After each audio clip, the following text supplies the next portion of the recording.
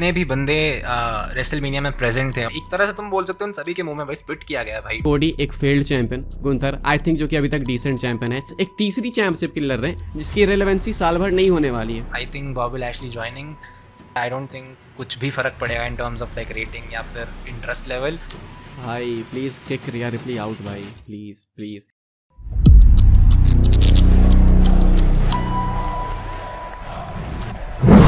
वैसे सबसे पहले थैंक यू सो मच जिन्होंने ऑलरेडी इस चैनल को सब्सक्राइब कर लिया। I mean the video was not even out yet and we already had so many subscribers. तो भाई जिन्होंने भी सब्सक्राइब करा है दिल से बहुत बड़ा थैंक यू सो मच। इसी तरह आप सपोर्ट करते रहो because we promise you a lot more in this channel is coming. So yeah, stay tuned and keep supporting. With that being said, welcome to Tag Team Talk Down. And आज का ये episode हमारा पहला episode है. Basically, what we are going to do in this channel, in this show is we will be talking about that one thing जो मेरे हिसाब से is the coolest thing ever in this planet, wrestling. We will be talking about wrestling के हम यहाँ पे बात करेंगे. We will talk about the updates, reviews, opinions, prediction, you name it. We will do it all. And I will be doing it with this man right here, Ankit, जिसको I'm sure आप सभी already जानते हो. I'm the one you don't know about, right? जिन्होंने भी subscribe करा है, you already know this man. He needs absolutely no introduction at all. However, this is the man जो बताने वाला है कि basically हमारे एपिसोड में क्या क्या हुआ करेगा usually and basically the entire concept of tag team talk down. So Ankit bhai, without wasting any time, explain. Okay, thanks for the introduction भाई, बहुत अच्छा इंट्रो दिया तुमने। और क्या क्या होने वाला है सो मैं ये बताने से पहले थोड़ा सा मैं शेड्यूल बता दूंगा कि किस तरीके से हम लोग आगे बढ़ेंगे इस चैनल के साथ में, ठीक है, ताकि आगे जाके कोई कन्फ्यूजन ना हो। कहीं आपने ये एपिसोड सुना उसके बाद अगले दिन आप सोच रहे हो भाई ये कौन सी वीडियो आ गई। सो बेसिकली हमारा अप्रोच ये है कि हर वीक हम लोग शो ड्रॉप करेंगे टैग टीम टॉक डाउन का, जो कि आप अभी देख रहे हो हर संडे को।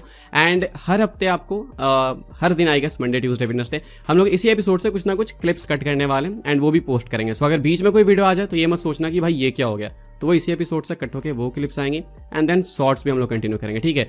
अब बात है कि शो के अंदर है क्या, ऐसा क्या है जो आपको यहाँ मिलेगा और अभिषेक या फिर मेरे चैनल पर नहीं मिलेगा, ठीक है। तो मैं आपको बताता हूँ, इस वाले शो के अंदर हम लोग सबसे पहले तो स्मैकडाउन मंडे नाइट रॉ को रिव्यू करने वाले हैं एंड एक अलग तरीके से रिव्यू करेंगे। वो अकेले रिव्यू करने में वो वाली बात नहीं आती भाई, जो साथ में रिव्यू करने में आती है, साथ में बात करने में आती है। तो ऐसा नहीं कि पूरे शो को चाटेंगे हम लोग, ऐसा नहीं, सिर्फ जो मेन सेगमेंट्स जो कोई आप भी कवर करना चाहते हो एंड जिसे हम भी कवर करना चाहते हैं। देन उसके बाद हर शो में हम लोग एक सेगमेंट रखेंगे रोड टू क्राउन जूल या फिर road to WrestleMania, road to Rumble, जो भी पेपर व्यू आगे आने वाला होगा उसको हम लोग कवर करेंगे कि कैसे उसकी बिल्ड चल रही है। देन मैं यहाँ पे देख सकता हूँ भाई कि अपडेट्स भी हम लोग कवर करने वाले हैं। एंड कवर मतलब ये नहीं कि हम आपको अपडेट बताने वाले हैं कि भाई ये होगा वो होगा, नहीं, अपडेट मैं कवर करता हूं अपने चैनल पे। यहाँ पे हम लोग डिस्कस करेंगे कि ये अपडेट आई है तो अब इसका मतलब क्या है, ये वाली चीज़। तो ये बहुत मसालेदार है। साथ में उसके बाद हम लोग थोड़ा एक्स की तरफ भी आगे बढ़ेंगे, ट्विटर पे, वहाँ पे IWC का मेल्टडाउन देखेंगे, मेल्टडाउन ऑफ द वीक करके कि क्या चल रहा है भाई यहाँ पे, वहाँ से कोई कंट्रोवर्सी उठाएंगे। एंड देन लास्ट में हम लोग आएंगे पावर रैंकिंग्स पे, जो कि है टॉप 5 वाली ranking, top 5 wrestler of the week, top 5 superstars of the week करके, ठीक है। तो ये है कुछ हमने जो कि प्लान करके रखा है इस वाले शो के लिए। एंड टाइम नहीं वेस्ट करेंगे, सीधा अप्रोच ये है कि सीधा स्ट्रेट टू द टॉपिक आएंगे। तो अभिषेक भाई चालू करते हैं। ऑलराइट, तो हम यहाँ पे शुरू करते हैं। सबसे पहले let's talk about I guess जो लाइक आप बोल सकते हो the most recent event which was SmackDown. So Ankit भाई सबसे पहले what are your opinions on SmackDown, कैसी लगी आपको स्मैकडाउन? भाई सही बताओ, मैंने लाइव देखा नहीं था लेकिन बाद में जब मैंने रिपीट पे देखा सो आई थिंक एक मस्ट वॉच शो। अगर कोई चीज़ भाई रिपीट पे पसंद आ रही है ना तो वो पक्का मस्ट वॉच है। लाइव पे तो भाई उसका दुगना मजा हो जाता है। बाकी हम लोग सेगमेंट्स में अभी अंदर घुसेंगे, उसको डाइसेक्ट करेंगे पूरे शो को नहीं, मतलब कुछ मेन सेगमेंट्स को। लेकिन अगर इन ओवरऑल पूछ रहे हो भाई, सो मेरे according SmackDown is the flagship show. हमेशा से शुरू से हम लोग मंडे नाइट रॉ को फ्लैगशिप शो देखते हैं, लेकिन अब पिछले 2 साल से आई थिंक सेम स्टेटस है स्मैकडाउन का। वो फ्लैगशिप शो आई थिंक अभी भी कैरी कर रहा है और आई थिंक वो बिकॉज ऑफ रोमन रेंस है। तुमको क्या लगता है? Absolutely man, absolutely, it's all because of the OTC and और बाय द वे यहाँ पे आपको 2 बिग ट्राइबल चीफ फैंस दिख रहे हैं, ठीक है, अभिषेक एंड अंकित तो थोड़ा आपको भी मसाला देखने को मिलेगा। बिल्कुल we absolutely hate got it, no we are just kidding. Anyways, तो स्मैकडाउन की हम of course as Ankit just said, हम एक चीज़ डिस्कस नहीं करेंगे। We will be talking about the main talking points and I think the biggest talking point is of course Roman and Jey का जो रोमन एंड जेमी का जो हमें सेगमेंट यहाँ पे देखने को मिला है एंड सम हिंट्स जो अंकित भाई अभी डिस्कस करेंगे। तो भाई एक्सप्लेन करो, शुरू करो और फिर बात करते हैं इस बारे में। ओके, सो रोमन जिमी पे तो हमने देखा भाई कि स्टार्टिंग में आते हैं और एंडिंग में आते हैं, और फाइनली सबसे खुशी की बात ये है भाई कि जिमी उसो को फाइनली एक्नॉलेज रोमन ने भी करा, लोगों से भी करा है। ये लॉन्ग टर्म स्टोरी टेलिंग देखो भाई, ये स्टोरी लाइन में इतनी ज़बरदस्त चीज़ है।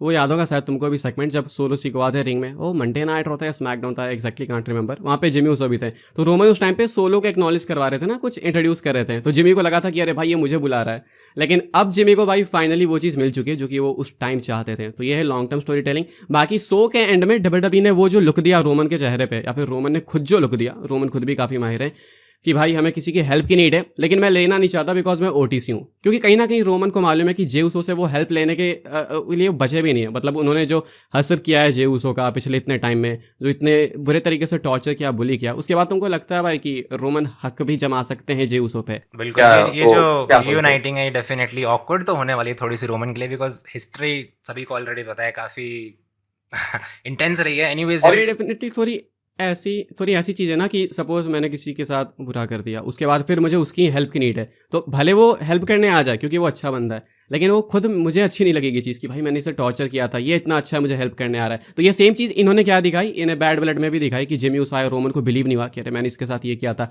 या फिर मुझे हेल्प करने आ गया। तो ये बहुत अच्छी चीज़ दिखा रहे हैं, और सेम जे के साथ भी करेंगे ये। बिल्कुल। और सबसे पहले जैसे तुमने मेंशन करा था कि भाई क्राउड भी अब एक्नॉलेज कर रहा है यहाँ पे जिमी ऊसो को, ये चीज़ आई थिंक मेंशन करने वाली है, बिकॉज जिमी ऊसो की रिटर्न एक्चुअली में एक बड़ी रिटर्न फील हो रही थी इस वक्त। इस हफ्ते जैसे आई थिंक ओपन करा था जिमी ने, तो उनको एक काफ़ी अच्छा क्राउड रिएक्शन मिला था मेरे अकॉर्डिंग। एंड जैसे कि तुमने मेंशन करा कि ऑफकोर्स रोमन और जे का भी काफ़ी इंटरेस्टिंग हिस्ट्री रही है, काफ़ी इंटरेस्टिंग होगा इनका जब भी ये रियूनियन होगा। हाउएवर यू मेंशनड कि जिमी और रोमन ने यहाँ पे लाइक एक तरह से इनकी डिस्कशन चल रही थी कि we need one more guy. However, the truth is we need two more guys, because अगर तुम्हें जो भी लोग तुम्हें देख रहे हैं तो तुम्हें पता ही होगा, like the new bloodline has 4 members: Solo Sikoa, Jacob, Tama Tonga and the other Tonga. However, हमारी जो OG bloodline है फिलहाल के लिए उसमें जिमी है, रोमन है, eventually let's assume कि हाँ जे भी आ जाएंगे, but still we are missing out one member. Who do you think that member is going to be? दिल से बताऊँ तो मैं नहीं चाहता कि ये blood line, real blood line family के अलावा कोई भी हो, तो इसलिए मैं तो चाहता हूँ या तो जिला फाट हुआ है, नहीं तो लेंसन हुआ है। लेकिन हाँ, अब बात आती है लॉजिक की, लॉजिकली देखें, सो आई डोंट थिंक सेमीजन के अलावा कोई ऐसा है जो कि ज्वाइन कर सकता है इनको। इसको हमने पहले डिस्कस भी करा अपने चैनल पे कि सेमीजन अभी वो लग रहे हैं भाई कि शायद ज्वाइन कर सकते हैं, बिकॉज कोडी पर अटैक हो चुका है। तो इतना तो अगर कोडी के पास बुद्धि होगी भाई तो वो समझ जाएंगे कि नहीं अब इनसे दूर रहते हैं, नहीं तो फिर पिटाई चालू होगी। और अभी जो केविन ओवंस ने टर्न करा कोडी पे, इस पर भी हम लोग आएंगे, शायद ऑर्टन भी टर्न कर देंगे, तो इसलिए कोडी दूर रहें तो ज़्यादा बेटर है। Absolutely absolutely I agree. और एज यू सेड, लिटरली तुमने मेरे मुंह की बात छीन ली। आई लिटरली बिलीव कि काफ़ी ज़्यादा लोगों को लग रहा है कि भाई सैमी ज़ेन हो सकता है, and you know what, I am not against that, but at the same time I am not with that, because मेरे हिसाब से as you mentioned family drama है, सारा फैमिली बिजनेस है, ब्लड लाइन बिजनेस है, and it needs to stay inside the family. तो I don't think यहाँ पे सैमी ज़ेन का involvement in this entire blood line war इतना ज़्यादा सेंस बन रहा है। But at the same time you know what Ankit, मुझे ऐसा लगता है कि अगर वो कोई नया मेंबर इंट्रोड्यूस करेंगे रोमन की टीम में, then still it won't feel the original bloodline, because original bloodline, you know, it never had that new guy जो भी डेब्यूट करेगा। तो आई थिंक थोड़ी सी मिक्स सिचुएशन है यहाँ पे, but I mean if there is going to be anyone, अगर कोई डेब्यूट वाला नहीं होगा, कोई करंट रोस्टर में से पिक करना है, then I think the best choice is definitely Sami Zayn. कुछ लोगों को हो सकता है मे भी लगेगा कि हाँ कोडी रोड्स हो सकता है, बिकॉज बैड लिटिल में उसका थोड़ा बहुत बिजनेस था या जो भी है, but I don't think so. I think Sami Zayn is the best option. अच्छा, एक और चीज़ है ना, आई थिंक कोडी इसलिए भी हो सकता है, एक लॉजिक है कि अगर कोडी नहीं होगा इस मैच में तो कोडी वंस अगेन मेन इवेंट नहीं करेगा। Absolutely, because as long as Roman is active, I don't think Cody has any chance to main event, man. Wherever Roman is going to be the absolute main event, and that's just the fact. Anyways, तुमने mention करा था Kevin Owens, तो उस topic को भी जरा हम यहाँ पे touch कर ही लेते हैं. So let's talk about Kevin Owens. Let's also talk about Randy Orton, and then of course let's talk about Cody Rhodes, because ये जो तीन लोग हैं इनकी एक फिलहाल के लिए स्टोरी लाइन चल रही है काइंड ऑफ। तो क्या ओपिनियन है तुम्हारा, और क्या बोलना चाहोगे तुम इस बारे में? और सबसे पहली चीज़ तो भाई थैंक्स टू केविन ओवंस, जिनकी वजह से कोडी रोड्स को एक फाइनली वो चैंपियन वाली स्टोरी लाइन मिली है। वरना ये रेसलमेनिया में टाइटल जीतने के बाद जो चल रहा था, इसको तो सब भूल ही जाने वाले हैं, चाहे आप कितने बैंगर मैचेस दे दो, कुछ दे दो। केविन ओवंस वो है भाई जो कि कोडी रोड्स की लिमिट्स पुश करेंगे, एंड फाइनली अब कोडी को कुछ तो मेहनत करनी पड़ेगी, अब से ब्लड लाइन के साथ नहीं चल सकते। तो पहली बात कि भाई स्मैकडाउन में इतना कुछ हुआ इनके साथ, केविन, ऑर्टन, कोडी के साथ, मुझे लगा कि भाई ये सेकंड ब्लड लाइन वाली स्टोरी लाइन हो सकती है। बिकॉज ब्लड लाइन की भी स्टोरी ऐसे चलती ना भाई कि शो के स्टार्ट में, बीच में, एंड में, तो आज कुछ ऐसा सेम हमें इनके साथ भी देखने को मिला। और मुझे लगता है, मैंने by the way SmackDown live नहीं देखा, तो जब मैंने अचानक से ट्विटर देखा तो मुझे लगा कि भाई रैंडी ऑर्टन का ये मास्टर प्लान था कोडी पर अटैक करने का, ऐसा कुछ, तो वो अभी दिख तो नहीं रहा है, लेकिन क्या तुमको लगता है कि ये चीज़ अनवील कर सकते हैं ये, कि कहीं रैंडी ऑर्टन का ये प्लान था कि अटैक करेंगे एंड देन ऐसा कुछ? क्योंकि मैंने कोई ट्वीट देखा था। एक्चुअली इंटरेस्टिंग थ्योरी है तुम्हारी ये, और सच होने को हो भी सकती है वैसे। टू बी ऑनेस्ट भाई, नॉट जस्ट अंकित, मैं सभी से पूछना चाहूँगा जो भी बंदा ये अभी देख रहा है, तुम्हें नहीं लगता कि कोडी रोड्स ने लिटरली हील वाली हरकत कर दिया है यहाँ पे bye joining with Roman? Like imagine करो, सेथ रॉलिंस जिसने लाइक दोनों रेसलमेनिया के दोनों दिन पूरी जान लगा दी उसने कोडी रोड्स को जिताने के लिए। केविन ओवंस, रैंडी ऑर्टन पिछले 6-7 महीनों से फंसे हुए हैं यहाँ पे कोडी रोड्स के साथ, and then all Cody did is join Roman Reigns. Don't you think that was actually the heelish move? और भाई केविन ओवंस क्या, I think anybody in Kevin Owens position वो भी वही काम करता जो यहाँ पे केविन ओवंस ने किया है। And I think this could also be the reason कि इवेंचुअली यहाँ पे हो सकता है रैंडी ऑर्टन भी सेम रीजन की ही वजह से कोडी रोड्स पर टर्न कर सकते हैं। तो तुम्हारी थ्योरी मेरे हिसाब से सही है, but then again I think it can also be कि इसी सेम रीजन से, कि मतलब काइंड ऑफ तुम अगर नोटिस करो तो भाई बोल सकते हो कि भाई कोडी रोड्स ने एक तरह से बिट्रे ही किया है इन सभी को, तो मे बी दिस कैन। अच्छा, तुमने एक चीज़ बोली यहाँ पे कि कोडी ने हील वाली तो हरकत नहीं करती। भाई मुझे ऐसा लगता है ये हील भी नहीं, ये एक ऐसी हरकत है ना भाई, जिसके लिए शायद जॉन सीना को भी हील बन के आना पड़ेगा कोडी को पीटने के लिए, क्योंकि जॉन सीना भी रेसलमेनिया 40 में शामिल थे, कोडी के सेलिब्रेशन में हेल्प करने आया था उनको टाइटल जीताने के लिए रोमन रेंस से। मुझे ऐसा लगता है कि अगर मेरी फ्रेंडशिप में भाई कोई ऐसा लड़का है जो कि मेरा दोस्त है और फिर वो मेरे दुश्मन से जाके मिल जाएगा, तो देन तो भाई एब्सोल्युटली उसको अपने ग्रुप से किक आउट कर रहा हूँ मैं। तो ये तो जॉन सीना भी आके अटैक करेंगे तो वो आई थिंक डिजर्व होगा कोडी के लिए। बिल्कुल, मतलब जितने भी बंदे रेसलमेनिया में प्रेजेंट थे, all the entire scene bro, जितने भी लेजेंड्स थे, ऑल एक तरह से तुम बोल सकते हो उन सभी के मुंह में भाई स्पिट किया गया भाई, बिकॉज ये ऐसी हरकत है। Now we know Roman Reigns is now face, but still you can't ignore the history man. Randy Orton को करियर थ्रेटनिंग इंजरी दी थी रोमन रेंस ने in terms of story line of course, but Cody just ignored all of it. तो मुझे नहीं लगता like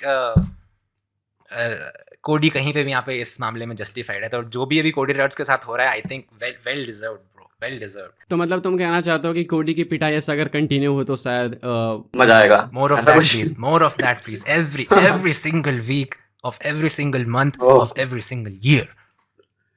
Yep. All right. तो इसके बाद what do you wanna talk about? Oh, हमने literally कोडी रोड्स का कैच फ्रेज बोल दिया यहाँ पे, but चलो ठीक है। What do you wanna talk about? Okay, now let's talk about the motor city machine gun. इनका टीजर हमें यहाँ पे देखने को मिला था, और अब काइंड ऑफ फाइनल रिवील हो गया है, बिकॉज लास्ट में ब्लिंक कर करके टेक्स्ट आ रहे थे और लिटरली कंफर्म है कि यही टीम है। पहले थोड़ा सा लाइक स्पेकुलेशन थी कि कौन सी टीम होगी, बट अब कंफर्म है मोटर सिटी मशीन गन आ रहे हैं और नेक्स्ट वीक आ रहे हैं। क्या ओपिनियन है तुम्हारा? Were you a big fan? Are you excited? And what's up? I think not a big fan, लेकिन मुझे लगता है कि अच्छा एडिशन है ये टैग टीम रोस्टर के लिए। टैग टीम्स इनके पास काफ़ी है, लेकिन भाई वो ऐसी टैग टीम नहीं है जो कि आप एक टाइम पे न्यू डे और ऊसोस के अंदर देखते थे पोटेंशियल, जो 2016, 17 या 15 में। अभी ऐसी कोई टैग टीम नहीं है। टैग टीम्स बहुत है लेकिन ऐसी वाली नहीं। तो मे बी क्या पता वो वाला फैक्टर MCMG लेकर है, बिकॉज भाई वेटरन्स है, लेजेंड्स हैं। जब इनको लेकर अपडेट आई थी ना कि NXT में जाएंगे, तो सुना था मैंने, अच्छा नहीं लगा था मुझे। लेकिन देन अगेन अभी एक चीज़ बन गई है भाई सोसाइटी में, अगर आपको सोसाइटी से एक्सेप्ट होना है तो आपको ये बोलना पड़ेगा कि हाँ NXT भी बेकार नहीं है। तो अगर आप NXT को ऐसा दिखाते हो कि नहीं भाई, हाँ या डेफिनेटली, तो इसलिए NXT में जा रहे थे तो मुझे अच्छी नहीं लगी थी ये चीज़। तो फाइनली भाई अभी ये आ रहे स्मैकडाउन में, सो आई थिंक मैंने बोला ये फ्लैगशिप से, तो बेस्ट अपॉर्चुनिटी इनके लिए, एंड लेट्स होप कि भाई कुछ अच्छा ही हो। ऐसा नहीं हो कि आते के साथ वेटरन्स होने के बावजूद भाई जॉनी गार्गानो एंड टोमासो चैम्पा की तरह दिखने लगे। मेरे ओपिनियन में भाई, I am also not gonna claim that I am a big fan of motor city machine gun. However, I am not gonna claim कि मैंने उनका हर एक मैच देखा, उनको TNA में फॉलो किया and all that, but I will say this कि मैंने जितने भी उनके मैचेस देखे हैं TNA में, they were definitely one of my favourite tag team. और आई डोंट नो ये कंपैरिजन सही है या नहीं, and I don't think it's accurate at all, like I am saying it myself, but still अगर मैं compare करूँ, कहीं ना कहीं तुम बोल सकते हो, for me it's kind of बोल रहा हूँ मैं, it's kind of as big as AJ Styles debuting in WWE, क्योंकि AJ Styles was a big name in TNA, और फिर उन्होंने this is a big statement by the way, ये एक बड़ी स्टेटमेंट दे रहे हो तुम। बिल्कुल बिल्कुल, and same time I think तुम बोल सकते हो वो जो मोमेंट था ना AJ Styles debuting in the WWE, उसका टैग टीम वर्जन समझ लो तुम ये। एंड क्योंकि आई think this was definitely the best team in TNA, तो same AJ Styles moment but tag team version. पता नहीं सही स्टेटमेंट है या नहीं, but this is how I feel. Anyways, तो मूव ऑन करते हैं। और बाय द वे, तुम इन जो भी हम चीज़ें डिस्कस कर रहे हैं, जो भी बंदा ये स्ट्रीम देख रहा है, if you want to like give your opinions, your takes on any of this, make sure to comment down below. Anyways अगले टॉपिक पे हम यहाँ पे बढ़ते हैं। Now let's talk about the Liv Morgan, Rhea Ripley, Nia Jax and their segment on SmackDown. भाई please kick Rhea Ripley out भाई, please please. Rhea Ripley की हालत ना ये बियांका ब्लेयर वाली बना रहे हैं, जो कि अभी भी है बियांका ब्लेयर की सेम कंडीशन आई थिंक, वो उनको पुश करते हैं बिल्कुल आपके थ्रोट्स में। तो मुझे लगता है रिया रिप्ली को अब थोड़ा रेस्ट देना चाहिए। आई थिंक इंजर्ड हुई थी तो वो कुछ टाइम बाद अभी वापस आती तो ज़्यादा बेटर होता भाई। लाइक रिया रिप्ली क्यों है स्मैकडाउन में, this is the big question ना भाई। लिव मॉर्गन का जस्टिफाइड है, वो क्राउन ज्वेल में चैंपियन वर्सेस चैंपियन मैच में होने वाली है, नाया जैक्स। रिया रिप्ली क्यों है भाई, क्या बकवास है ये। मुझे रिया रिप्ली, सही बता रहा हूँ मैं, मंडे नाइट रॉ में रिया रिप्ली को देख लूँ वही काफ़ी है। अब तुम मुझे स्मैकडाउन में भी रिया रिप्ली को दिखा रहे हो। वाई बिल्कुल ब्रो? बिल्कुल बिल्कुल। वैसे एक चीज़ जो मैंने यहाँ पे नोटिस करी थी भाई, लिव मॉर्गन को एक बहुत प्रॉपर क्राउड रिएक्शन मिला था। I was not expecting it, क्योंकि रॉ में उसको इतना खतरनाक रिएक्शन नहीं मिलता, बट स्मैकडाउन में मुझे काइंड ऑफ बेटर रिएक्शन लगा लिव मॉर्गन के लिए। एनीवेज इसमें आई डोंट थिंक हम ज़्यादा क्या डिस्कस कर सकते हैं अदर देन द फैक्ट कि this Riya Ripley Liv Morgan war is not. और ये ऐसा नहीं है भाई कि रिया रिप्ली से कोई पर्सनल हेट है, वो ये चीज़ क्यों घसीट रहे हैं Rhea Ripley Liv Morgan judgment day वाली चीज़, ये इससे दिक्कत है। I think what they need is also a Hell in a Cell match and finally end this feud. So Yes. I think other than that, did anything major happen? हमने Roman discuss कर No, I लिया, don't J think. Uso, Jimmy, I think हमने सब कुछ discuss कर लिया, Kevin Owens. I think that is pretty much it. I don't think कुछ भी बाकी बचा है डिस्कस करने के लिए। तो चलो अब हम यहाँ पे रॉ को भी डिस्कस कर लेते हैं। I mean not so recent event, but still let's talk about Raw because SmackDown discuss करी थी, तो why not Raw? So let's start off. And speaking of starting off, I think इस बार की Raw काफ़ी धमाकेदार थी, at least in terms of like starting, because starting में हमें काफ़ी कुछ at the same time ही देखने को मिल गया था। I mean we had CM Punk, Seth Rollins and interesting things right at the very beginning. तो anyways यहाँ पे शुरू करते हैं, start off करते हैं हम यहाँ पे CM Punk के साथ। CM Punk after a very incredible Hell in a Cell finally यहाँ पे आते हैं, और it looks like CM Punk is going to be going away for a while again. तो क्या ओपिनियन है तुम्हारे इस बारे में? What could be possibly next for CM Punk? और CM Punk के लिए नेक्स्ट क्या है वो तो वैसे पता है हमें, इसको लेके रिपोर्ट भी आ गई थी। और वो ये है कि CM Punk लंबे टाइम तक बाहर नहीं होंगे। CM Punk ने बस बोला कि भाई crown jewel is a boring event, मैं इसको स्किप कर रहा हूँ बस। तो वो क्राउन ज्वेल स्किप करेंगे, उसके बाद आ जाएंगे सर्वाइवर सीरीज़ के लिए, तो ये तो कंफर्म है। तो ऐसा नहीं है कि CM Punk बहुत लंबे टाइम के लिए बाहर है, लेकिन हाँ जो मेन चीज़ है जो कि मंडे नाइट रॉ से निकल के आई, वो ये है कि CM Punk versus Seth Rollins WrestleMania night 1 का मेन इवेंट है। और ये मैं डेफिनेटली कह सकता हूँ रेसलमेनिया 41 नाइट 1 का मेन इवेंट, बिकॉज याद करो वो सेगमेंट भाई पिछले साल का, जब रोमन कोडी फेस टू फेस आए थे कोडी के टैग चैम्प बनने के बाद। तो ये सेम चीज़ करी इन्होंने CM Punk एंड रॉलिंस के साथ में। एंड डेफिनेटली अगर चीज़ें भाई गलत नहीं होती है, अगर CM Punk इंजर्ड नहीं होते हैं या फिर सेथ रॉलिंस भी, तो देन आपको डेफिनेटली WrestleMania XL में भी आई थिंक हमें CM Punk, Seth Rollins definitely मिलता, बट या आई थिंक अब नेक्स्ट WrestleMania में definitely even I can see this कि CM Punk, Seth Rollins definitely होने वाला है। Okay, speaking about Seth Rollins, let's also talk about Seth Rollins. और Seth Rollins ने आई थिंक प्रोमो में कुछ चीज़ें मेंशन करी थी about like CM Punk, Bronson Reed. We all know कि अब अगला पंगा उनका इमीडिएटली CM Punk के साथ नहीं है, but of course it's gonna be against Bronson Reed, और थोड़ी बहुत राइवलरी चलेगी बिकॉज CM Punk के साथ मैच उनका WrestleMania होगा, उससे पहले तो इधर उधर ही वो इन्वॉल्व रहेंगे। तो I don't think there is much to talk about that. However after Seth Rollins segment यहाँ पे जे उसो आते हैं, and there was like a little cold moment. Jey Uso और सेथ रॉलिंस के बीच में एक हल्की सी टेंशन फील हो रही थी। So did you see that and what was your opinion and what was your reaction? क्या लगता है तुम्हें? Are we about to see heel Seth Rollins soon, या फिर are we about to see basically them clashing off एक और बार? और definitely भाई आई थिंक हील तो बनने वाले हैं। जे उसो को हटा भी दो यहाँ से तो भी हील बनेंगे, बिकॉज CM Punk के सामने जा रहे हैं। सो आई थिंक फैंस को डिवाइड करना पड़ेगा, बिकॉज दोनों फैन फेवरेट्स हैं। हील कर भी दोगे तो भी फैन फेवरेट ही रहेंगे, लेकिन फिर भी एक कैरेक्टर आपको मिल जाएगा। बाकी आई थिंक यहाँ पे ये भी हो सकता है कि अर्ली प्रीव्यू दे रहे हैं, मे बी जे उसो को चैलेंज करे रॉलिंस IC टाइटल के लिए, बिकॉज रॉलिंस ने भी अपनी टाइटल, अगर मैं गलत नहीं हूँ तो डिफेंड करी है जे उसो के अगेंस्ट जब वो चैंपियन थे। तो शायद जे उसो को भी ये मौका देना चाहिए रॉलिंस को, और मे बी WWE एक अर्ली प्रीव्यू दिखा दी। और बाकी दूसरी चीज़ भाई, ब्लड लाइन के साथ रॉलिंस का भी कितना आई वाज अबाउट टू से दिस, उस कारण भी। हाँ बिल्कुल बिल्कुल बिल्कुल, क्योंकि उनको जे उसो को उनका शेड्यूल खाली करना पड़ेगा। He is the current champion, तो उनको अपने चैंपियनशिप ड्रॉप तो कहीं ना कहीं करनी पड़ेगी, because he has to get back with the bloodline story line. तो definitely maybe Seth Rollins is that guy जिस पे वो ड्रॉप करेंगे। लेकिन यहाँ पे दिक्कत है ना कि अगर सेथ रॉलिंस टाइटल जीत जाएंगे, अभी तुम एक तरीके से देखो तो रोड टू मेनिया चालू हो गया। मैं तो यहाँ से काउंट करता हूँ, बिकॉज पिछले साल से आदत लगी मुझे। तो अगर रॉलिंस चैंपियन बन जाएंगे तो फिर पंक के साथ लड़ने से पहले ये टाइटल ड्रॉप करनी होगी, तो वो सही नहीं होगा then I think. But how do you think कि कैसे मैनेज करेंगे Jey Uso with champion and going to the bloodline? या फिर आई डोंट नो लाइक क्या होगा? Maybe somebody will interfere. Maybe no यार, I think वो title के साथ जाएंगे बिकॉज अब उनको ना थोड़ा अलग दिखाना है कि भाई अब ये वो पहली जब ब्लड लाइन थी तो ये वो वाला ऊसो नहीं है, वो राइट हैंड मैन नहीं है, अब ये खुद के दम पे कुछ है, तो इसके पास इसके शोल्डर्स पे टाइटल है, रोमन तेरे शोल्डर्स पे नहीं है, शायद वो वाली चीज दिखाएंगे। May be. Interesting, very interesting. Anything else जो तुम रॉ से डिस्कस करना चाहोगे अदर देन दैट? क्योंकि मुझे ऐसा लगता है, I mean if we talk about the matches, of course Gunther और सैमी ज़िंग का मैच काफी अच्छा था, but what is there to talk about? I mean nothing, right? तो बात करने के लिए कुछ नहीं है मैचेस की। अगर हम बात करें, ऑफ कोर्स अच्छे मैचेस थे, बट टॉकिंग टर्म की अगर हम बात करें, इज देयर एनीथिंग स्पेसिफिक जो तुम बात करना चाहोगे? ओह यस, आई थिंक इस चीज़ को पॉइंट आउट किसी को तो करना चाहिए, हम लोग करेंगे यहाँ पे। ये रॉ में 2 घंटे के शो में 3 घंटे के एड्स क्यों लगा दिए इन्होंने? इसका क्या क्या आंसर है? Absolutely, क्यों? it was very annoying and क्या ही बोल सकते हैं इस बारे में? I guess we can- Disappointing. बिल्कुल डेफिनेटली। एंड आई थिंक सभी ने नोटिस करा होगा, I think just nobody is like Poynting it out. और इवन अगर तुमने बात करी दी है अगर 2 घंटे वाली, तो इसमें ये भी मेंशन कर सकते हैं कि यार इस हफ्ते की जो रॉ की जो हैंडलिंग थी 2 घंटों की, वो मुझे कुछ खास पसंद नहीं आई। इनिशियली काफ़ी रश्ड लगा, लास्ट में फिर से स्लो पेस्ड हो गया, तो आई थिंक थोड़ा टाइम शायद डब्ल्यूडब्ल्यू को लगेगा फिर से वापस से यूज टू होने में 2 आवर्स के शो में। बिकॉज फिलहाल डेफिनेटली फील हुआ कि इनिशियली शो को 3 घंटे के हिसाब से डिज़ाइन किया गया था और फिर they messed up. It didn't feel balanced, क्योंकि स्टार्टिंग काफ़ी फास्ट थी एंड देन स्लो डाउन हो गया। तो मेरा ओपिनियन तो यही है इस बारे में। Anything else would you like to talk about? नहीं, यहाँ से सीधा हम लोग मेन इवेंट से कंटिन्यू कर लेते हैं, वो अपने क्राउन ज्वेल वाले सेगमेंट की तरफ, क्योंकि एंड में हमने देखा कि कोडी एंड गुंथर आते हैं फेस टू फेस, तो ये बिल्ड है क्राउन ज्वेल की। क्या थॉट्स है इसके ऊपर, तुम बताओ मुझे भाई। तुम बताओ। ऑलराइट, तो अगर हम क्राउन जूल की बात कर रहे हैं फिलहाल, वी ऑलरेडी नो अभी बस 2 ही मैच कंफर्म हुए हैं। Other than that I think अगर हम बिल्ड की बात करें, कुछ यहाँ पे बिल्डअप होना शुरू हो चुका है। मुझे ऐसा लगता है कि कहीं ना कहीं हमें केविन ओवंस, रैंडी ऑर्टन का भी मैच यहाँ पे देखने को मिल सकता है, बिकॉज फिलहाल के लिए कोडी रोड्स अभी बिजी रहेंगे विद गुंथर। तो I think for now Kevin Owens और रैंडी ऑर्टन को यूटिलाइज करने का यही बेस्ट तरीका है कि उनका मैच करा दो। तो I think that can happen.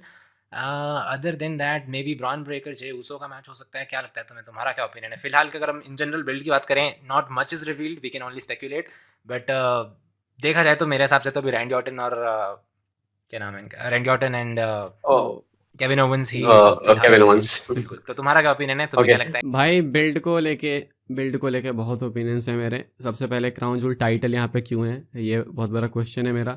दूसरी चीज़ जो तुमने ब्रॉन ब्रेकर जे ऊसो वाली डिस्कस करी, सो breaking news, Bron Breakker Jey Uso crown joule में नहीं होगा। ये आईबो नाम है रसल पीस्ट वाले का, इन्होंने रिपोर्ट करा है कि ये मैच डब्ल्यूडब्ल्यू किसी मंडे नाइट रॉ में कराएगी। सो आई एक्सपेक्ट कि ये वाला मैच शायद हमें देखने को मिल जाएगा वो गो होम शो में, जो कि ये ऐसे हमेशा कराते हैं। सो मे बी आई थिंक ऐसा कुछ होने वाला है। बाकी crown joule title on the line होने वाली, इस पे लेट मी फिनिश ओके, ये क्राउन जूल टाइटल होने वाली है ऑन द लाइन, और कोडी गुंथर इसके लिए कम्पीट करने वाले हैं। कोडी एक failed champion, Gunther I think जो कि अभी तक डिसेंट चैंपियन है। ये दोनों चैंपियंस एक तीसरी चैंपियनशिप के लिए लड़ रहे हैं, जिसकी रेलेवेंसी साल भर नहीं होने वाली है। इसके बारे में कोई बात नहीं करेगा, स्पेशली रिपोर्ट है इसको लेके भाई, अगर तुमको नहीं पता तो बता दूं कि ये टाइटल डब्ल्यूडब्ल्यू साल भर मेंशन नहीं करेगी। तो इस टाइटल में और स्पीड वाली टाइटल में क्या डिफरेंस है? स्पीड वाली टाइटल टेलीविजन पे आती नहीं है, वो ट्विटर पे। If you don't remember, there is also another title जो अभी भी ब्रॉन स्ट्रोमन के पास है, वो भी I think Saudi title something कुछ टाइटल। तो ग्रेटेस्ट रोयल रंबल टाइटल, बिल्कुल this is going to be another those titles, because ये वुमेन्स वाला टाइटल, मेंस वाला टाइटल, ये भी one and done है. Nobody will ever talk about it. This won't be defended. I don't think it will be defended because this will mean literally nothing. और ये तुमने काफ़ी अच्छा पॉइंट किया जो मैं मेंशन करना भूल गया था। तो बेसिकली यार सर्वाइवर सीरीज में पहले रॉ वर्सेस स्मैकडाउन वाला थोड़ा कंसेप्ट रहता था, या फिर सॉरी चैंपियन वर्सेस चैंपियन, वो अब वॉर गेम से रिप्लेस हो गया था। तो उसकी कमी कहीं ना कहीं फील हो रही थी। वो इन्होंने I think kind of introduce करने की कोशिश करी है क्राउन जूल में, जो कि अच्छा था, बट माइनस द फैक्ट कि उन्होंने ये चैंपियनशिप वाला ड्रामा किया। I don't like that. But भाई मैं कुछ सेकंड के लिए चलो चैंपियनशिप सह भी लूंगा, लेकिन मेन दिक्कत है ना कि जिस पॉइंट पे क्राउन जूल ये इवेंट होता है ना, ये अब ना सारी स्टोरी लाइन्स को डिस्टर्ब करेगा, क्योंकि ये हर साल होगी चीज़। अब देखो कोडी की कितनी सारी स्टोरी लाइन्स डिस्टर्ब हो गई, कोडी केविन ओवंस वाली होगी, ऑर्टन के साथ जो रॉक वाली होगी, तो कितनी स्टोरी लाइन से डिस्टर्ब करते हुए चल रहे हैं, ये दिक्कत है। और अब क्राउन जूल का कोई मीनिंग नहीं रहा ना, एवरीवन नोस कि ये फिलर इवेंट है, बस इसको साइड से हटाते हैं। बिल्कुल। So what else do you think कि क्राउन जूल में और क्या क्या हो सकता है? Any prediction so for? Like अभी बहुत मैं भाई मुझे लगता है इसको स्किप भी कर देंगे तो कोई दिक्कत नहीं है। सो इसके लिए ज़्यादा डिस्कस करने की नीड नहीं है, एक स्किप करने वाला इवेंट है आई थिंक। हाँ तो भाई अपना अगला सेगमेंट, जो कि मेरा पर्सनल सेगमेंट है भाई, क्योंकि काफ़ी करीब है मेरे से, और ये है अपडेट्स वाला सेगमेंट। एंड यहाँ पे अपडेट्स डिस्कस करेंगे, कवर करेंगे एंड डिस्कस करेंगे, ओपिनियंस लेंगे अभिषेक के, अपनी राय दूंगा एंड आप लोग हो ही कमेंट सेक्शन के लिए जरूर से, ठीक है। तो सबसे ब्रेकिंग न्यूज़, आई थिंक ये न्यूज़ ऑफ द वीक होगी, वो ये है कि रॉक रेसलमेनिया 41 में रेसल नहीं करना चाहते हैं। रिपोर्ट है ये मेल्टजर की तरफ से, रेसलिंग ऑब्जर्वर न्यूज़ लेटर में आई थी। इनका कहना था कि बैड ब्लड में आने के बाद, और बैड ब्लड में इसलिए रॉक आए बिकॉज वो रेसलमेनिया में नहीं आना चाहते, बिकॉज शायद रेसलमेनिया के टाइम वो बिजी हो जाएंगे, बिकॉज WWE को कहा है रॉक ने कि वो रेसलमेनिया में कम्पीट नहीं कर पाएंगे। अब बताओ इसके बारे में क्या सोचते हो? I think this is bunch of BS. I don't believe it. अगर रॉक को फॉर अर्थ 2.0 3.0 मल्टीवर्स में अगर कोई ऐसी पॉसिबिलिटी थी कि अगर मेरे हिसाब से रॉक इन्वॉल्व नहीं होंगे रेसलमेनिया में, वो बैड ब्लड में डेफिनेटली नहीं आते, बिकॉज इट्स तुम तो फिर लिटरली लोगों को टीज कर रहे हो और फिर देन डिलीवर नहीं कर रहे हो, दैट्स जस्ट नेगेटिविटी। तो I don't think that's gonna happen. And matter of fact भाई रॉक मेरे हिसाब से तो at least I am not Meltzer, पर मेरे अकॉर्डिंग मेरे हिसाब से रॉक डेफिनेटली इन्वॉल्व होगा, और सिर्फ इन्वॉल्व नहीं होगा, डेफिनेटली किसी मेजर स्टोरी लाइन में इन्वॉल्व होगा। And it can potentially be Roman versus Rock या फिर जो भी है, but regardless it is definitely going to be a major story line. I am sorry Meltzer, पर मैं ये मान ही नहीं सकता कि भाई रॉक इन्वॉल्व नहीं होगा। Rock will definitely wrestle and won't be a filler match, it will be a big marquee match. I think दिक्कत ये है ना इस अपडेट के साथ, इस पे ट्रस्ट करना इतना मुश्किल ये भी है क्योंकि रेसलमेनिया 40 के बाद एक वीडियो खुद रॉक ने, ड्वेन जॉनसन ने रिलीज़ करी थी। वीडियो के एंड देखना तुम एक बार, ठीक है, अगर हो तो यहाँ पे प्ले कर देना एडिट के टाइम। उसमें रॉक बोलते हैं साफ कि वो रेसलमेनिया 41 का पार्ट होने वाले हैं। तो ऐसा लोग इसको भी डिस्कस कर रहे थे कि भाई अगर उसको नहीं आना होता तो वो रेसलमेनिया 41 लास वेगास डिस्कस क्यों करता, मतलब लास वेगास नहीं, रेसलमेनिया 41 डिस्कस क्यों करता। और सिंपल सी बात है, अगर रॉक नहीं होंगे भाई तो फिर दिन आप किस तरीके से जाओगे? रोमन के लिए दिक्कतें हो जाएंगी। सपोज अगर रॉक नहीं होते तो कोडी के लिए तो स्टोरी लाइन है, आई थिंक कोडी ऑर्टन के साथ जा सकते हैं, मे बी सीना के साथ भी। बट तुमको लगता है कि रोमन वर्सेस सोलो या रोमन वर्सेस जेकब पार्ट 2 ये रेसलमेनिया कैलिबर का मैच है? और नहीं तो आप फिर रोमन वर्सेस कोडी पार्ट 3 करोगे, तो तुम देखना चाहोगे क्या लगातार ये तीसरे साल रोमन कोडी होते हुए? रोमन कोडी से वैसे मैं अगेंस्ट नहीं हूँ, अच्छा मैच है, but if we can get Rock versus Roman I would 100% prefer that. और मैं बताता हूँ तुम क्यों नहीं अगेंस्ट हो, बिकॉज यू नो कि अगर रोमन कोडी पार्ट 3 होगा तो रोमन टाइटल जीतेंगे वापस। एब्सोल्युटली। एनीवेज, और रही बात रॉक की नॉट रेसलिंग, तो भाई मेरा तो पॉइंट सीधा सा ये है, अगर रॉक को नहीं आना होता रेसलमेनिया में तो वो बैड ब्लड में मेरे हिसाब से डेफिनेटली नहीं आता, because it just does not make any sense. Why are you teasing something you can deliver? तो अगर वो यहाँ पे टीज कर रहे हैं, it definitely mean something. And I am not sure, but मैंने कहीं ना कहीं रिपोर्ट्स का डिपार्टमेंट यहाँ पे अंकित का है, but I am just gonna say it, मैं कहीं ना कहीं आई थिंक मैंने पढ़ा था कि maybe triple threat plan हो रहा है instead. So I think the Rock is definitely going to be a major part of WrestleMania and I can't believe this news. Okay, so let's go ahead and ये है एक बहुत अच्छी news, positive news. So positivity की बात कर रहे हैं, बिगी की बात कर रहे हैं। शायद बिगी का कमबैक फाइनली होने वाला है भाई। बिगी को लेके अपडेट है ये WRKD रेसलिंग की तरफ से। इनका कहना है कि जेवियर वुड्स वाला जो ये एंगल चल रहा है न्यू डे वाला, जो कि शायद जेवियर वुड्स टर्न करने वाले हैं कोफी किंगस्टन पे या फिर न्यू डे को तोड़ने वाले हैं, तो इवेंचुअली बिगी की वापसी होगी, वो रियूनाइट करेंगे न्यू डे को। एंड उसके बाद तुमको बिगी देखने को मिलेंगे भाई शायद एक्शन में भी आते हुए, बिकॉज बिगी ने खुद कहा कि 3 या 4 महीने में उनकी एक फाइनल कोई तो टेस्ट होने वाली, काफी मेडिकल टर्म है वो, मेरे ऊपर से निकलेगा, तो कोई उनकी शायद फाइनल टेस्ट होगी। उसके बाद अगर वो उससे अप्रूव हो जाते तो देन वो कम बैक कर सकते अपना रिंग के अंदर। सो आई थिंक फाइनली वेट खत्म होने वाला है काफी लोगों का। तो तुमको लगता है भाई कि बिगी की हाइप काफी मल्टीप्लाई हो जाएगी अगर वो अब वापस आएंगे इन रिंग कंपटीशन में? तो आई थिंक इनको थोड़ा सा डैनियल ब्रायन और एज वाला टाइप का ट्रीटमेंट मिल सकता है if he is able to return, because जब भी कोई इस करियर थ्रेटनिंग इंजरी के बाद वापस आता है तो I think already baby face तो वो खैर बन ही जाता है, but at the same time already sympathy की वजह से बोल दो या फिर आउट ऑफ रिस्पेक्ट बोल दो या फिर कुछ भी बोल दो, बट आई थिंक एक एडिशनल पुश सा मिल जाता है। लाइक डैनियल ब्रायन ने अपनी रिटर्न मारी थी या फिर एज, तो आई थिंक उस तरह का एक हल्का सा हमें इफेक्ट देखने को मिल सकता है। And as you said definitely a positive news, Big E बहुत ज़्यादा टाइम से इनएक्टिव हैं and we are all missing him, I am sure. तो Big E returning is definitely big and I hope I think सही बोल रहे हो, because personally भाई मैं ना कोई बिगी का बहुत बड़ा फैन नहीं हूँ, ठीक है, लेकिन मुझे भी लगता है कि अब ये चीज़ मतलब मैसिव होने वाली, बिकॉज मैं खुद भी वेट कर रहा हूँ इस चीज़ का। तो मैं बिगी को बिल्कुल नहीं पसंद करता था, लेकिन अगर मुझे इंतजार है बिगी का, so then I think this is big. And मेरे जैसे कई सारे फैंस होंगे जो कि इंडिया में एब्सोल्युटली भाई बहुत सारे हैं ऐसे। सो आई थिंक एक और ये वाली स्टोरी जो है it just writes itself, because imagine a guy जो ऐसी इंजरी से डील कर रहा है कि मे बी उसका करियर खत्म हो चुका है and he is doing his best, he is working hard to get back, and then if he gets back then of course एक रिस्पेक्ट आती है and that respect generates you know lot of एक तरह से तुम बोल सकते हो hype. So I think definitely it could be a big moment for Big E. See what I did there?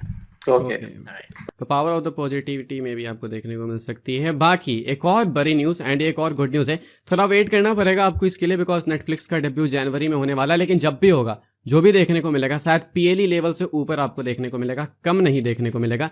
ये अपडेट भी मेल्टजर की तरफ से एंड लेट्स होप कि पिछली रिपोर्ट की तरह ऐसा ये गलत ना साबित हो बिकॉज आई थिंक पिछली वाली गलत होने वाली है, रॉक वाली, ये सही हो जाए। रिपोर्ट ये है कि इन्होंने किसी डब्ल्यूडब्ल्यू के हायर अप से सुना है जो कि बहुत टाइम से काम कर रहे हैं कंपनी के अंदर, कि नेटफ्लिक्स का जो डेब्यू एपिसोड होगा मंडे नाइट रॉ का, ये होने वाला है biggest in the history. And ऐसा नहीं है कि मंडे नाइट रॉ, मैंने ये चीज़ पहले बोली अपने चैनल पे, ऐसा नहीं कि मंडे नाइट रॉ कोई 2 साल पुराना शो है, 4 साल पुराना शो है, डेकेड से चलते आ रहा है। एंड अगर इसको बिगेस्ट इन द हिस्ट्री बोल रहे हैं तो क्या तुमको लगता है भाई कि ये इस चीज़ को प्रूव भी कर पाएंगे या फिर ये बस बोलने वाली बात है? आई थिंक यार रॉक, रोमन, जॉन सीना भी कंफर्म नहीं है. I think they definitely have the star power to pull it off and it can definitely be a possibility. But इस केस में मुझे ऐसा लग रहा है, आई एम सॉरी मैं मिल्ट्जर के फिर से अगेंस्ट जा रहा हूँ यहाँ पे, बट मेरे हिसाब से भाई sometimes Meltzer just points out the most obvious things. Like Netflix definitely एक बिग डील है WWE के लिए, and of course WWE will do their best to give the biggest Raw ever in the history. Now the question is, can they deliver on it? Now of course they have the star power, they can try, they can fail, they can succeed, we don't know that, but I can assure you कि at least all time of history now, but recent memory में, recent history में definitely एक biggest Raw definitely हो सकती है मेरे opinion में. And plus the अच्छा एक इंटरेस्टिंग क्वेश्चन भाई तुमसे पूछूंगा मैं, सॉरी कट करने के लिए, और ये है कि तुम एक्सपेक्ट क्या कर रहे हो? मतलब जैसे ये नेटफ्लिक्स वाला एपिसोड है तो व्यूअरशिप के मामले में बात कर रहा हूँ। अभी मंडे नाइट रॉ की यूएसए पे एवरेज व्यूअरशिप 1.5, 1.6, 1.7 तो पहुंचते भी नहीं, इतनी है, ठीक है।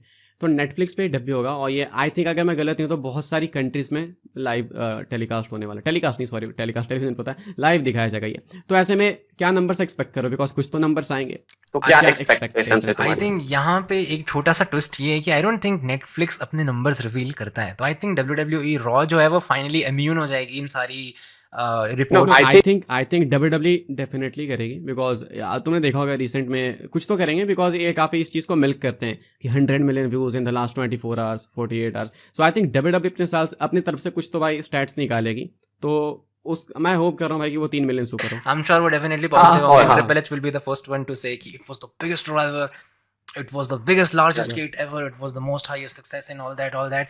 And I think यार Netflix episode के लिए सबसे ज़्यादा मैं इस चीज़ के लिए excited हूँ because of Netflix, क्योंकि कुछ तो change करेंगे वो in terms of like production, कैसा दिखेगा शो, न्यू स्टेज होगा या नहीं होगा, किस तरह से सब कुछ किया जाएगा, तो उसी की बहुत ज़्यादा क्यूरियोसिटी है. आई थिंक पहले एपिसोड को तो डेफिनेटली बहुत ही ज़्यादा लोग देखने वाले हैं, और गोइंग फॉरवर्ड ऑफ कोर्स थोड़ा थोड़ा डिक्लाइन आने को आ सकता है, बट क्योंकि नेटफ्लिक्स बहुत ग्लोबली अवेलेबल रहता है, आई थिंक इन जनरल बड़े नंबर रहेंगे, definitely higher than what we usually get for raw.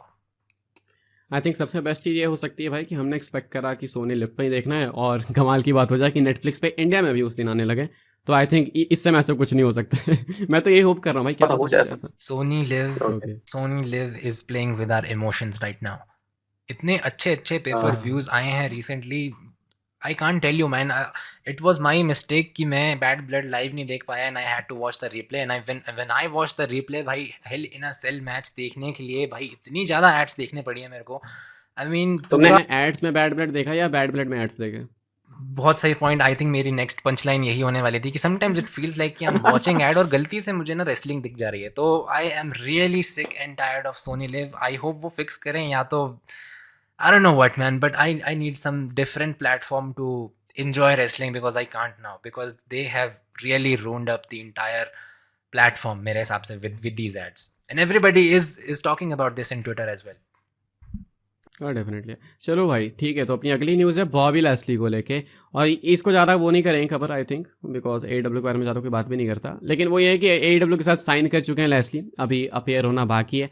MVP appear हो चुके हैं, सर्टन बेंजामिन अपेयर हो चुके हैं, लैस्ली का आना बाकी है, तो ये काफ़ी ऑब्वियस नहीं हो गया कि हर्ट बिजनेस वहाँ पे बनाने की कोशिश कर रहे हैं. Absolutely, but you know what? The best part is, the funny thing is, even with that, it's not gonna mean anything. कुछ भी फर्क नहीं पड़ेगा. I don't think they always, मतलब जब भी इनकी कोई साइनिंग होती है, all these AEW fans, I'm sorry, they act like it's a game changer, but nothing is. So I don't think कुछ भी फर्क पड़ेगा इससे. And I think अगर तुमने recent ratings देखी हो AEW की, I think they were down to like 300 या फिर 400 के, और अब NXT से भी वो वंस अगेन हार रहे हैं। और NXT की मैटर ऑफ फैक्ट जो रेटिंग रही है आई थिंक वो AEW के सारे शोज कंबाइंड से भी ज़्यादा रही है। तो I don't know what to say about this, क्योंकि AEW की मैं वैसे भी बात नहीं करता हूँ, बट अगर हम कर रहे हैं इस बारे में बात, आई think Bobby Lashley joining is kind of bad, because मेरे को बॉबी लैशली पसंद है WWE में, बट अगर वो AEW में जा रहा है आई डोंट थिंक कुछ भी फर्क पड़ेगा in terms of like rating या फिर interest level. I think he is just going to be just another wrestler जिनको उन्होंने साइन करा है। No big deal. I think same भाई, सेम सेम सेम। बाकी इस न्यूज़ वाली सेक्शन को हम लोग रैप अप करेंगे एजे स्टाइल्स की न्यूज़ के साथ में। और अनफॉर्चुनेटली एजे स्टाइल्स की इंजरी रियल है, इसको फाइटफुल ने भी रिपोर्ट करा, मेल्टजर ने भी करा, तो अनफॉर्चुनेटली रियल है। दूसरी चीज़, ओरिजिनल प्लान्स एजे स्टाइल्स के लिए अभी से कुछ ऐसे होने वाले थे कि एजे स्टाइल्स किसी रिटायरमेंट वाली स्टोरी लाइन का पार्ट होने वाले थे। सो वो जो कि शायद अभी वो एक्ट कर रहे थे कोडी रोड से कुछ टाइम पहले, वो चीज़ एक्चुअली में इस स्टोरी लाइन के अंदर वो रियलिटी में दिखाने वाले थे कि भाई वो रियल रिटायरमेंट लेने वाले हैं। तो ये फेयरवेल टूर चालू होता है एजे स्टाइल्स का, लेकिन अभी WWE वेट कर रही है MRI रिपोर्ट के लिए। MRI रिपोर्ट आएगी, इंजरी के बारे में इनको आइडिया लगेगा भाई कैसी इंजरी कैसी नहीं, तो देन ये डिसाइड करेंगे स्टोरी आगे लेके जानी है अपनी। तो मेरा देखो क्वेश्चन ये नहीं है भाई कि इंजरी के बारे में क्या सोचते हो रियल एफ का वो जो भी है, क्वेश्चन ये है कि सपोज अगर एजे स्टाइल्स कंपीट करने लायक है एंड वो अभी आए तो वो रेगुलर हो जाते हैं सपोज, तो ऐसे में एजे स्टाइल्स की ये जो स्टोरी लाइन है फेयरवेल टूर वाली, ये जॉन सीना के साथ क्लैश नहीं करेगी। और दूसरी चीज़, एजे स्टाइल्स की स्टोरी लाइन है तो इवेंचुअली क्या सही में ये रिटायरमेंट की तरफ चली जाएगी? Because I don't think AJ Styles के लिए ज़्यादा कुछ बचा है, बिकॉज हर कुछ टाइम बाद एजे स्टाइल्स बाहर चले जाते हैं, लीव ले लेते हैं। I think AJ Styles 47 years old है if I am not wrong, अगर 47 या फिर 46 समथिंग लाइक दैट। तो एज तो टेक्निकली वैसे हो गई है, but then again AJ Style is in his best shape of his life I think.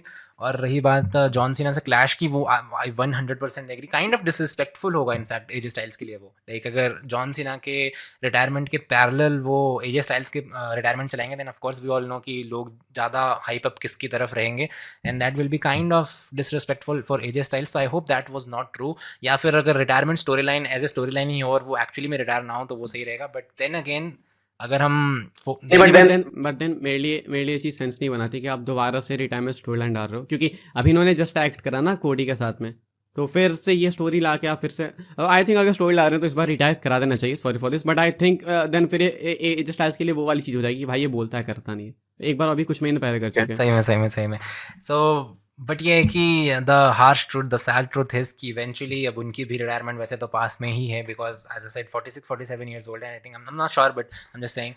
तो डेफिनेटली रिटायरमेंट उनके पास है, but and I hope it's not as early as John Cena, because मैं चाहता हूँ कि जॉन सीना की retirement को फुल फोकस और इज्जत मिले, eight the same time AJ Styles की भी रिटायरमेंट को फुल फोकस और उनको भी इज्जत मिले। तो maybe if possible AJ Styles should postpone it to the next year so that they don't clash, और दोनों को जो उनकी रिस्पेक्ट मिलनी चाहिए वो 100% फुल मिले आई थिंक। ऑलराइट, तो अब हम अपने नेक्स्ट सेगमेंट को यहाँ पर डिस्कस करते हैं, which is basically Twitter talks, या फिर आप बोल सकते हो एक्स टॉक्स, जहाँ पर हम बेसिकली बात करेंगे कि इस हफ्ते या फिर करंटली ट्विटर या फिर एक्स में क्या चल रहा है, और फैंस के बारे में बात कर रहे हैं, क्या रिएक्ट कर रहे हैं और क्या चल रहा है बेसिकली। तो करंटली अगर आप नोटिस करो ट्विटर में, तो fans are trying to create another moment. जैसे पिछले साल वी वांट कोडी वाली मोमेंट, इस बार लोग यहाँ पे कोशिश कर रहे हैं to introduce hashtag we want Roman versus Rock, या फिर hashtag we want Rock versus Roman. And क्या लगता है तुम्हें? फिलहाल के लिए इतनी सक्सेस नहीं मिली है इस मूवमेंट को, बट आई थिंक जैसे जैसे यहाँ पे रेसलमेनिया पास आएगी, people will want to tweet more about this, और आई थिंक ये भी एक फुल फ्लेज मोमेंट बनने वाली है। And look how the tables are turn, because पिछले साल people wanted Cody Rhodes in the spot, and this time they want the Rock and Roman. तो क्या लगता है तुम्हें, and what do you think about this whole thing?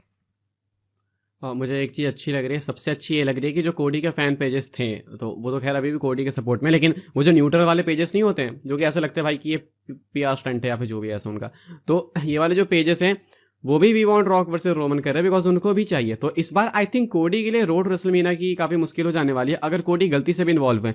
So then I think भाई ये WrestleMania 37 था अगर मैं गलती हूँ तो, वहाँ पहुँच जाएंगे जब डेनियल ब्रायन घुस गए थे ट्रिपल थ्रेट में, तो सॉरी सिंगल्स मैच में जब घुस गए थे, तो देन जो ब्रायन का हाल हुआ था, आई थिंक देन अगेन ये हाल हो सकता है कोडी रोड्स का अगर वो यहाँ घुसते हैं तो ये काफ़ी मुश्किल डिसीजन होगा भाई WWE के लिए। एंड आई डेफिनेटली थिंक ये चीज़ ट्रेंड होगी रेसलमेनिया के टाइम पे। और एक चीज़ ये भी है कि अगर ये चीज़ ट्रेंड हो जाती तो मुझे नहीं लगता कि शायद WWE करेगी भी, बिकॉज फिर ये बैक टू बैक 2 साल तुमको लगता है कि फैंस की सुनेंगे, ऐसा नहीं लगेगा कि ये फैंस के गुलाम हो गए। तो मुझे लगता है कि क्या पता इस बार ट्रेंड ही बैक फायर कर जाए, जो आप देखना चाहते हो वही ना देखने। बट आई थिंक यार फैंस डिजर्व इट भाई, पिछले साल से लोग चाह रहे थे एंड दे स्टिल पिछले वांट साल इट। नहीं भाई, बहुत टाइम से, बहुत, बहुत हाँ टाइम से। सॉरी, पिछले साल आई मीन तो लाइक पिछले साल लाइक सुनो, दे वर सो क्लोज एंड देन उनसे वो चीज़ छीन ली गई थी एंड इतने समय से लोग ये देखना चाहते हैं और अगर वो फिर से नहीं दिखाएंगे then I think that is also gonna backfire because people will be just sick and tired कि भाई why are you not giving us what we want and मतलब ड्रामे होने वाले हैं, कुछ गारंटी है चाहे नहीं, ये गारंटी है कि ड्रामे होंगे पिछले साल की तरह ही। तो मतलब पिछले साल नहीं, सॉरी इसी साल भाई, इसी साल जो हुआ रेसलमेनिया। और अभी गारंटी अभी से है। अगर ये चीज़ें यहाँ पे ट्वीट की जा रही हैं और अभी तो रेसलमेनिया बहुत ज़्यादा दूर है बट आई थिंक रेसलमेनिया के पास पहुँचते पहुँचते बहुत फुल इफेक्ट में ये मोमेंट यहाँ पे चालू हो जाएगी और फिर I mean they will have to do the right thing and the right thing guys make no mistake about it, even if you are Cody Rhodes fan you have to admit this, the right thing is Rock versus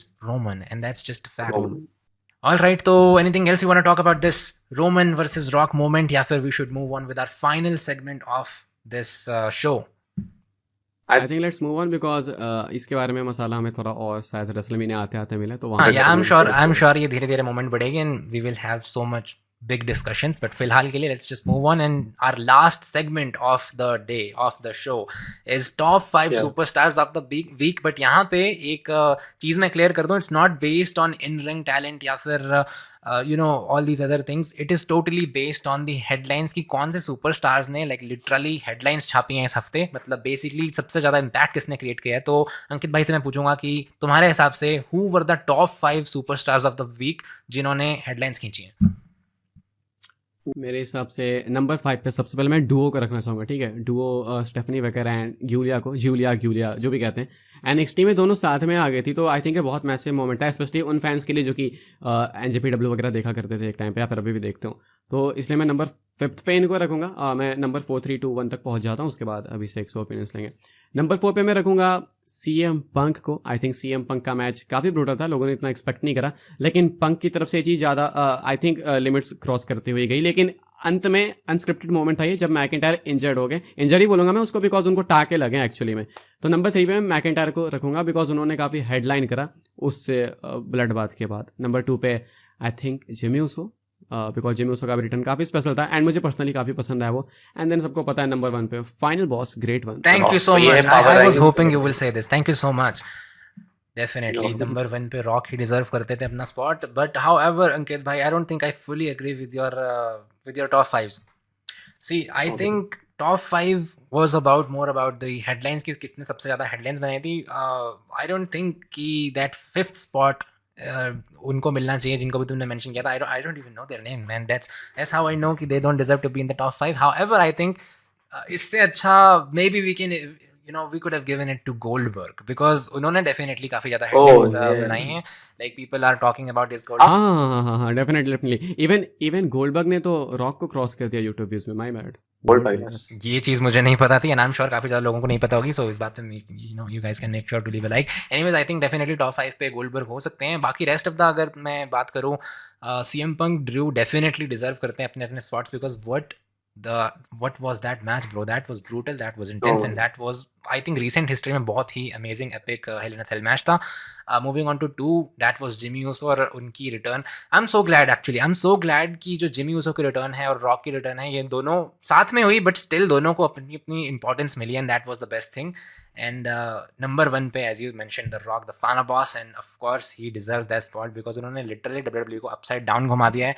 Questions are everywhere, answers are nowhere, and it's interesting time to be a wrestling fan. So that's it भाई, इस वाले episode के लिए, first episode के लिए इतना ही कुछ था। इतना ही कुछ तो नहीं, मतलब ये बहुत कुछ था आई थिंक, और ये और भी बहुत लंबा हो सकता था, लेकिन इंट्रो में हमने काफ़ी टाइम आगे पीछे ले लिया तो इसको हमने थोड़ा बीच में मैनेज करा। बाकी आपको लगा कैसा, मतलब ये पहला एपिसोड आपको इस नए शो का टैग टीम टॉक डाउन को कैसा लगा, वो कमेंट करके बताना जरूर बिकॉज पहला एपिसोड है। आपके फीडबैक्स काफ़ी मैटर करते हैं, पॉजिटिव नेगेटिव क्रिटिसिज्म कुछ भी, कुछ इंप्रूव कर सकते हैं, सब कुछ कमेंट करके बताना because this is a long game. इसको हम लोग बहुत लंबे टाइम तक कंटिन्यू करेंगे और भी बहुत प्लान है, मे भी सम वॉच लॉन्ग एंड बहुत सारी चीज़ आपको देखने को मिलेगी, स्पेशली बड़े इवेंट्स आने वाले। सो हमें सोचा था कि भाई ये परफेक्ट टाइम इसको चालू करने का बिकॉज रोड टू रेसलमेनिया बस चालू हो जाएगा, तो आपके लिए भी काफ़ी स्पेशल कंटेंट आपको यहाँ पे देखने को मिलेगा। बाकी आपको लगा कैसा कमेंट करके बताना एंड आपको हर हफ्ते ये डुओ देखने को मिलेगा अभिषेक एंड अंकित का। So this was tag team talk down with Ankit and Abhishek. Thank you so much, guys. Thank you so much.